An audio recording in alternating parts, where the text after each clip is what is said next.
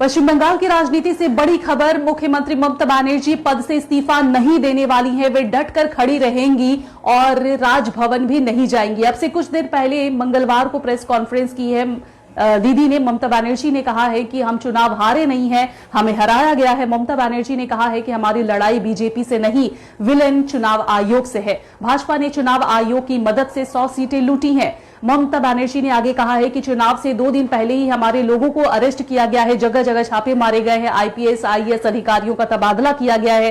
PM Narendra Modi और गृह मंत्री भी इनके साथ शामिल हैं। एसआईआर में 90 लाख नाम हटा दिए गए थे। उन्होंने बहुत गंदे और चालाक तरीके से इस बार बंगाल में कब्जा किया है। हमने हारा नहीं है, हमें हराया गया है। क्या कुछ सीएम ममता बनर्जी ने कहा है, सुन लेते हैं।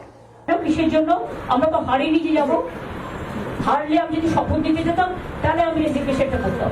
এখন তো কোয়েশ্চেন ডাজন্ট অ্যারাইজ।